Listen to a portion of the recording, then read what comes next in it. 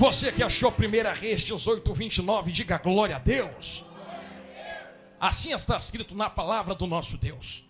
E sucedeu que, passado o meio-dia, profetizaram eles até que a oferta de manjares se oferecesse. Porém não houve voz, nem resposta, nem atenção alguma. Então Elias disse ao povo: chegai-vos a mim. E todo o povo se chegou a ele. Então Elias reparou o altar do Senhor que estava quebrado. Verso 31. E Elias tomou 12 pedras conforme o número das tribos dos filhos de Jacó, a qual veio a palavra do Senhor dizendo: Israel será o seu nome. Verso 32, não se canse. E com aquelas pedras edificou o altar em nome do Senhor. Depois fez um rego ou uma vala em volta do altar, segundo a largura de 2 medidas de semente. Verso 33. Então armou ali a lenha, dividiu o bezerro em pedaços, pôs sobre ele a lenha, pôs sobre a lenha, e disse: enchei de água 4 cântaros, derramai sobre o holocausto e sobre a lenha. E disse: fazei isto uma segunda vez, e o fizeram uma segunda vez. E disse: fazei isto ainda uma terceira vez, e fizeram uma terceira vez. Não se canse, de maneira que a água corria em torno do altar, e ainda até a vala se enchia de água. Verso 36, para finalizarmos. Sucedeu, pois, que oferecendo-se a oferta de manjares, o profeta Elias se chegou e disse: ó Senhor Deus de Abraão, de Isaque e de Israel, manifeste hoje que tu és Deus em Israel, e que eu, e que nós somos teus servos, e que conforme a tua palavra é que eu fiz todas estas coisas. E quem entendeu, diga amém. Pode tomar vosso assento, que Deus lhe abençoe, meus irmãos. Glória a Deus. Deus é bom e a sua misericórdia dura para sempre. Olhe para mim isto, mantenha seu olho conectado no meu agora. Quero olhar no seu olhinho.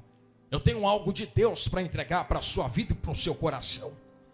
Eu fiz questão de nós lermos todos esses versos, para que os irmãos entendam toda a liturgia que existia e envolvia um culto oferecido a Deus. Não bastava apenas Elias chegar no altar, queimar o bezerro em cima do altar e dizer: Deus, receba aí o que é teu. Não. Os irmãos observaram que ele fez um passo a passo. E antes de partir o bezerro em pedaços, colocar os pedaços no altar sobre a lenha, tocar água em cima 3 vezes, e depois colocar uma oração diante de Deus para que fogo descesse do céu, ele fez algo que eu considero a parte mais importante de todo esse culto que ele ofereceu a Deus. Ele reparou o altar, ele consertou o altar. E há quem diga que o altar é a finalidade, e eu digo por onde eu passo que o altar não é o fim. O altar será sempre um meio para um propósito final. O altar é uma ferramenta para se alcançar alguma coisa. E não estou exagerando em palavras aqui esta noite. É por isso que existem tantas pessoas aí fora que estão corrompidas, porque existem pessoas que estão pensando que o altar é o seu Deus. E quando pessoas começam a achar lá fora, que eu sei que vocês são crentes, que o altar é o seu Deus, eles começam a servir o altar. E como o altar torna-se o seu Deus, e não suportam ver o altar sendo usado por outro que quer alcançar Deus, brigam entre si para poder alcançar o seu próprio Deus. Mas quem serve a Deus entende que altar é só uma ferramenta para alcançar Deus. É por isso que Elias está reparando o altar. Mas eu quero levar vocês por um caminho diferente esta noite, porque talvez nas vossas mentes e nos vossos corações você esteja pensando: já sei, pregador, eu já sei por onde o caminho você quer seguir, e você vai dizer que Deus vai descer com a vara dentro da igreja. Não, eu estou dizendo que o que Deus quer falar conosco esta noite é muito mais profundo do que um concerto de igreja. Pregador, tu veio de longe para falar disto. Eu vim dizer para vocês que um concerto é com cada um de nós. Desde este que fala contigo desse altar a quem ouve aí de baixo, quem está no som, quem está nos instrumentos, quem está em pé ali atrás, quem está no som, quem está, perdão, ali na escada. Pregador, por que você disse isso? Porque no Antigo Testamento o altar se revelava como algo físico, irmãos. Era necessário você pegar algo fora, e colocar sobre algo físico fora para que Deus respondesse. Só que você sempre vai ver dentro da Bíblia vários altares sendo levantados para Deus. E se você com carinho em casa depois, não precisa ser agora, pegar a Bíblia para ler, você vai perceber que holocausto, que é exatamente o que Elias está fazendo, teriam 4 ofertas a serem oferecidas a Deus. A primeira oferta poderia ser de uma pombinha, a segunda oferta poderia ser de farinha, a terceira oferta poderia ser de cordeiro, e a quarta oferta poderia ser do bezerro, que é a qual ele está oferecendo. Deus havia colocado uma possibilidade para qualquer pessoa oferecer algo para ele. Se alguém olhasse para Deus e dissesse assim: Deus, eu quero te ofertar, mas não tenho dinheiro para comprar um bezerro e entregar no seu altar. Sabe o que Deus falava? Não tem problema. Se você não tem nível para alcançar um bezerro, eu abaixo um pouco, você pode me oferecer um cordeiro. Aí alguém inventava a desculpa: não, meu dinheiro não alcança o cordeiro. Eu abaixo mais um pouco, você pode me dar uma pombinha. Não, Deus, eu não tenho como comprar uma pombinha. Então eu abaixo mais um pouco. Tira da tua comida a tua farinha e entrega no meu altar, porque essa será a adoração a mim. Jonathan, você está falando de dinheiro? Não. Eu estou dizendo que Deus sempre deu possibilidade de fazermos alguma coisa para Ele. E existem pessoas que sempre dão desculpas para Deus: Deus, eu não consigo. Mas observou que Deus sempre ofereceu vários caminhos para que pudéssemos entregar algo no altar dele. Deus, eu não alcanço o nível que fulano alcançou. E Deus diz: nunca te pedi para alcançar o nível de fulano. Eu te pedi para entregar o que está dentro das tuas possibilidades. Porque tem gente que olha para pessoas que oram demais, que pregam demais, que cantam demais. Se você vê alguém marchando no meio desta igreja até o findar deste sermão, você vai dizer: nossa, eu queria ser igual fulano marchando assim. E quem disse que Deus quer que você seja igual fulana, ciclana, beltrana?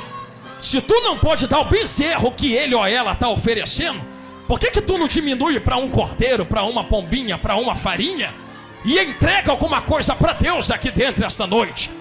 Tem gente que vai sapatear, tem gente que vai dar um pulo da cadeira igual o pastor Silvio acabou de dar. Mas tem gente que diz: não, eu não consigo dar pulo. Mas tu tem uma lágrima, tu tem um glória, tu tem um aleluia, tu tem uma língua estranha, tu tem uma marcha, tem ou não tem? Tu tem um levantar de mão para colocar no altar. Tu sempre tem alguma coisa para oferecer a Deus. Então, com carinho, irmãos, não me venha com essa desculpa de que tu não tem nada para entregar para Deus aqui esta noite. Ah, Jonathan, você está falando isto porque você não está passando o que eu estou passando. Então vem de Bíblia comigo, porque eu quero te inserir dentro do texto. Nós estamos olhando para Elias reparando o altar. E o altar que Elias está reparando, consertando, não é o altar que foi se oferecido o sacrifício um pouco antes. Existiam 2 altares no texto. Um era o altar para Baal, o outro era o altar de Deus. No altar de Baal, você leu comigo, eu fiz questão de ler contigo o verso 29. Não houve resposta, não houve voz, não houve nada, a ponto de Elias, um verso antes, olhar para os profetas de Baal e zombar deles, e dizer assim: grita mais alto, porque quem sabe o Deus de vocês não esteja dormindo. Mas quando chega a vez de Elias, eu vou falar isso aqui com calma. Primeira coisa que ele faz é começando a reparar o altar de Deus. E aqui começamos a entender o nível que Israel estava. Enquanto no altar de Baal se oferecia tantas coisas, o altar de Deus estava quebrado e foi necessário uma reparação. Antes de se oferecer, Jonathan, tá pesado, calma irmão, vamos chegar lá. Antes de se oferecer uma oferta sobre o altar de Deus, e depois que Elias repara o altar de Deus, ele começa partindo o bezerro em vários pedaços. Existe um outro segredo dentro desse texto, porque um bezerro, olha aqui no meu olho irmão, eu vou falar isso com calma. Um bezerro que era oferecido a Deus nunca era oferecido pela metade, ou com defeito. Já entenderam? Na esquerda, vou falar olhando para a direita agora. Pregador, só tive dinheiro para metade, era melhor ter dado o cordeiro do que comprar um bezerro pela metade e oferecer a Deus. Por que você está falando isto, Jonathan? Todas as ofertas que eles ofereciam em perfeição. Deus não aceitava pela metade, Deus não aceitava com defeitos. E sabe por que Deus não aceitava o bezerro, ou o cordeiro, ou a pombinha pela metade ou com defeitos? Porque quando Deus respondia, não respondia pela metade. Entenderam na direita? Olha lá atrás, entenderam também. Aqui no meio também, vocês estão ligados. Porque quando Deus descia na terra para mover a mão, não era só uma mão, eram as duas. Quando Deus mandava poder, não era só pela metade. Só que o problema é que tinha gente na terra que queria o poder inteiro, mas colocava oferta pela metade. E entenda que eu não estou falando de dinheiro, eu estou falando de algo que se entrega para Deus. Eram pessoas que ofereciam pela metade no altar quebrado, mas queriam que Deus oferecesse tudo por completa em perfeição. Então a primeira coisa que Elias faz, se queremos que Deus haja por completo, também temos que entregar tudo por completo. Começando pela reparação do altar, depois pela oferta que se coloca no altar. Colocou a oferta no altar, coloquei, cavou a vala em volta. Joga água a primeira vez, joga água a segunda vez, joga água a terceira vez. Algumas pessoas vão dizer que Elias jogou água para zombar dos profetas de Baal, dizendo, tá vendo? Meu Deus coloca fogo até na água. Eu não dispenso essa teoria, mas existem alguns estudiosos que dizem que Elias colocou água sobre o altar porque diante do sacrifício de Baal existia engano em Israel. Sabe o que os profetas de Baal faziam? Eu sei que aqui só tem profeta verdadeiro entre vocês, irmãos. Estou falando de gente lá de fora. Sabe o que os profetas de Baal faziam? Escondiam um fogo estranho embaixo do altar. E quando iam tocar tambor para Baal, aquele fogo estranho escondido embaixo do altar começava a pegar. O povo de Israel via esse fogo estranho pegando e dizia, Deus respondeu, Baal está aí. Só que nesse dia nem fogo estranho deu jeito. Nesse dia nem fogo escondido deu jeito. Nesse dia o fogo de Baal não apareceu. Elias tocou água no altar de Deus para dizer, vocês escondem fogo estranho, se aqui tiver a água apaga. Eu vou falar de novo. Lá fora escondem fogo estranho, aqui não. Aqui é altar de Deus. Taca água, porque se tiver fogo estranho, o fogo vai apagar agora. Se tiver sacrifício, não vai ser fogo estranho. Vão dar glória, quer ver? Se tiver sacrifício, o fogo vai ter que descer do alto, do alto, do alto, do alto, do alto, do alto, do alto. Ou é fogo de Deus ou é fogo de Deus. Fogo estranho aqui, a gente taca água na cabeça, toca água em cima, apaga o que está escondido, para que o fogo desça no altar. Eu vou falar com calma para ver se 2 ou 3 pegam no meio da igreja. Depois que ele taca a água no altar, a oração dele é simples, irmão. E eu gosto desse tipo de oração aqui. É oração que não faz curva, é oração que vai direto ao ponto, é oração de guerra.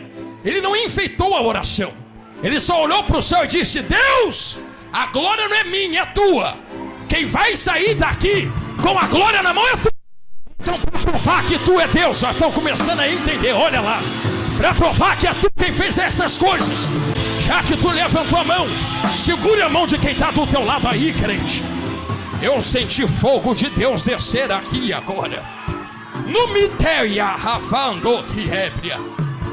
Se tiver fogo estranho, vai ser apagado na água agora. E se quer fogo, vai ser fogo do alto. Levanta a mão de quem está do seu lado e estremece no ar agora. Isto.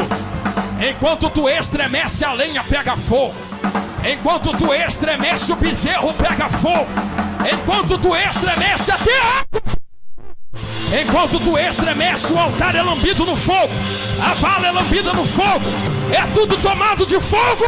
Mas fogo de Deus, fogo de Deus, fogo de Deus, fogo de Deus. Eu vou deixar você dar glória, daqui a pouco eu prego de novo. No miterra, alabando biquetelevarúcia. Ai, ai, ai, ai, ai, varão.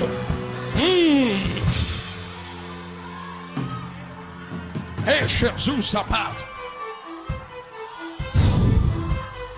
Lumiteia Ravanuki Telemita.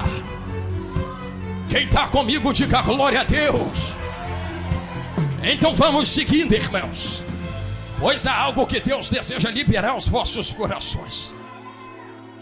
Não havia fogo estranho no altar de Deus. Havia fogo de Deus que descia do alto. fogo provado. Nem a água conseguiu interromper o fogo que desceu do alto. Eu vou dizer, está aqui com carinho, olhando nos vossos olhos. Pregador, por que é tão importante apagar fogo estranho e só deixar pegar fogo do alto? Eu te respondo agora.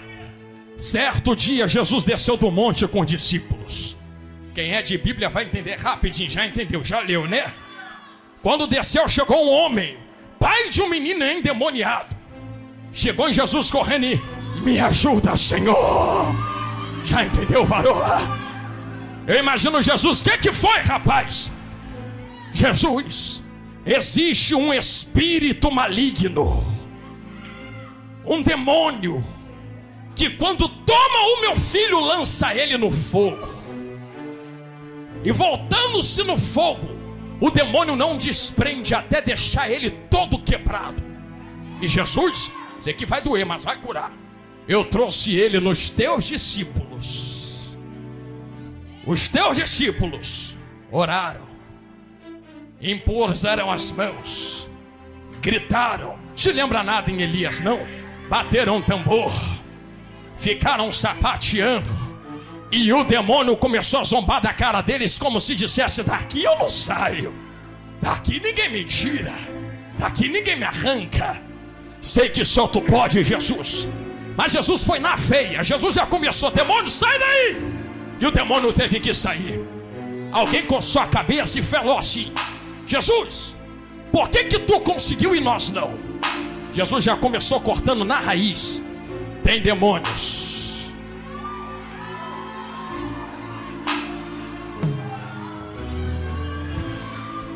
Jesus expulsa o demônio lá de casa. Tem demônios.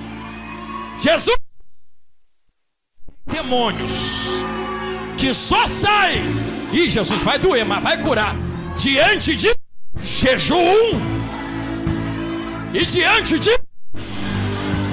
irmão, se tu entendeu, estica a mão pro alto que lá vai. Eu vou falar, está aqui olhando nos vossos olhos. Eu vou falar com calma de novo, pastor Silvio. Vocês não perceberam não que em Elias o fogo veio de cima? E com Jesus, Jesus desceu de onde? Do monte. Só se desce quem está em cima, filha. Com Elias foi Deus que mandou fogo. E no texto do demônio que lançava o menino no fogo também, tinha um fogo no alto maior do que o fogo que estava embaixo. E quando o fogo do alto veio descendo do monte, o demônio teve que bater em retirada da família daquele homem. Eu vou profetizar de novo. Vou dar uma outra oportunidade a quem quiser receber esta palavra.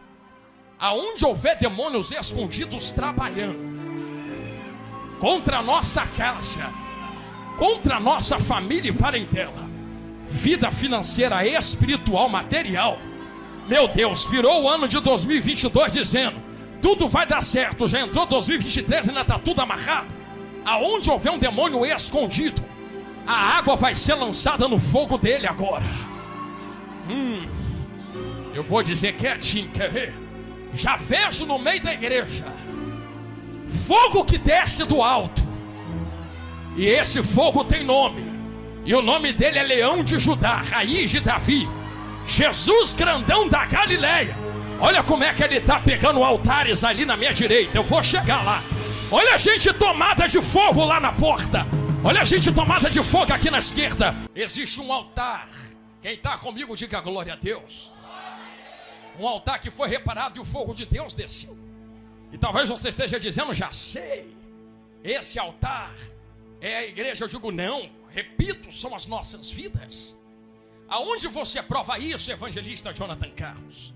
Vocês lembram de Jesus entrando dentro do templo?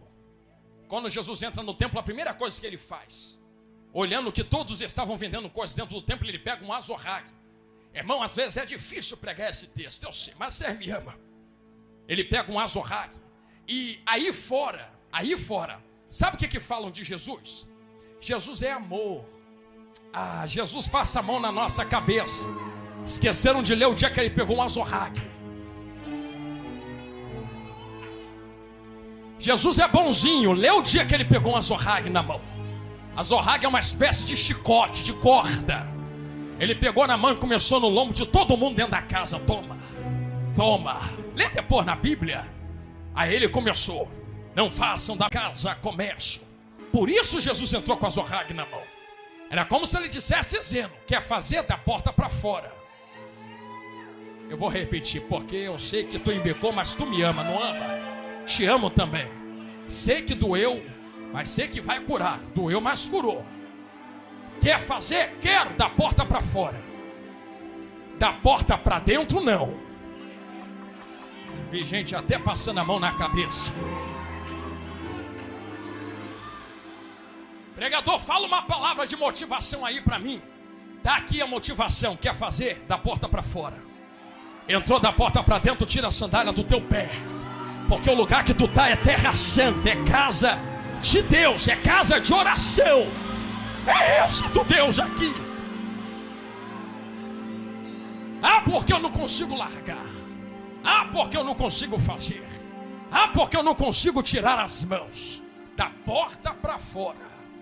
Se entrou da porta para dentro, dá o teu jeito de largar fora, para se envolver com as coisas de dentro. Jonathan, estou gostando dessa palavra. Não, te amo do mesmo jeito.